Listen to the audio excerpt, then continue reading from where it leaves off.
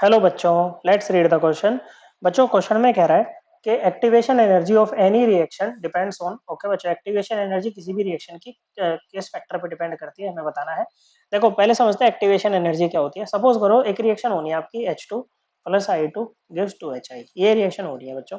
तो इस रिएक्शन में क्या होगा, हाइड्रोजन हाइड्रोजन का बॉन्ड टूटेगा, आयोडीन आयोडीन का बॉन्ड टूटेगा और हाइड्रोजन आयोडीन आयोडीन का बॉन्ड क्या होगा बच्चों, बनेगा। तो जैसे ये है आपका H, H ये बॉन्ड टूटेगा बच्चों, और आई ये बॉन्ड भी टूटेगा बच्चों। तो जब इनमें बॉन्ड ऐसा नहीं कि एकदम से पहले बॉन्ड टूटेंगे फिर बॉन्ड बनेंगे बच्चों। एक ना आपके पास में ट्रांजिशन स्टेट यहाँ पर आएगी बच्चों, एक इंटरमीडिएट आपके पास में यहाँ पर बनेगा, जिसमें आपको बॉन्ड बनते हुए और टूटते हुए दिखाई देंगे बच्चों। आपको पता नहीं है कि यहाँ पर कौन सा बॉन्ड टूट रहा है कौन सा बन रहा है, लेकिन मतलब ऐसे होंगे, कुछ टूट रहे होंगे कुछ बन रहे होंगे बच्चों।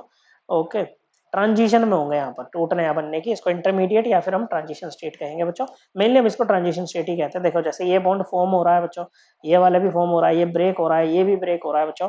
और फिर ये जो आपका एक्टिवेटेड कॉम्प्लेक्स है बच्चों या ट्रांजिशन स्टेट है बच्चों, ओके, ये क्या बनाएगी बच्चों, आपको प्रोडक्ट बना करके दे देगी इस तरह से। ओके, अब इसको अगर एनर्जी डायग्राम से देखना बच्चों, तो यहाँ पर क्या आ जाएगा बच्चों, एनर्जी आ जाएगी, यहाँ पर आ जाएगा आपका रिएक्शन कोऑर्डिनेट। अब देखो ये जो यहाँ से लेके यहाँ तक जाने की जो एनर्जी होती है ना बच्चों, जो रिएक्टेंट को आपको एनर्जी चाहिए ऐसे ट्रांजिशन स्टेट या एक्टिवेटेड कॉम्प्लेक्स को बनाने के लिए बच्चों, इसी को हम बोलते हैं एक्टिवेशन एनर्जी। रिएक्टेंट है यहाँ पर बैठा हुआ है बच्चों, ओके, रिएक्टेंट, और यहाँ पर ये एनर्जी होती है बच्चों एक्टिवेटेड कॉम्प्लेक्स की, और यही टूट के आपको क्या देता है, प्रोडक्ट देता है बच्चों।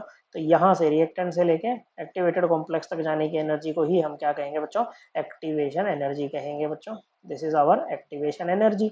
अब जो एक्टिवेशन एनर्जी है ना बच्चों, वो टेम्परेचर पे डिपेंड नहीं करती है बच्चों। आप टेम्परेचर बढ़ा के एक्टिवेशन एनर्जी को रीच करते हो, टेम्परेचर को चेंज करके हम कभी भी यहाँ पर जो है वो बच्चों एक्टिवेशन एनर्जी को चेंज नहीं कर सकते, वो तो जो है वो रहेगी बच्चों। ओके, तो क्या वो नंबर ऑफ कोलिजन पर यूनिट टाइम पर डिपेंड करेगी बच्चों, नहीं बच्चों। नंबर ऑफ कोलिजन पर यूनिट टाइम पर आपका रेट ऑफ रिएक्शन डिपेंड करता है बच्चों, वो डायरेक्टली प्रोपोर्शनल होता है नंबर ऑफ कोलिजन पर यूनिट टाइम के। लेकिन नंबर ऑफ कोलिजन बढ़ने से बच्चों क्या होगा बच्चों, कि आपकी एक्टिवेशन एनर्जी चेंज नहीं होगी बच्चों, या घटने या बढ़ने से वो चेंज नहीं होगी।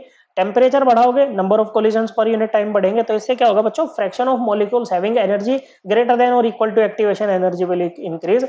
ओके बच्चों, मगर एक्टिवेशन एनर्जी की वैल्यू पे कोई फर्क नहीं पड़ेगा बच्चों, काटो इसको।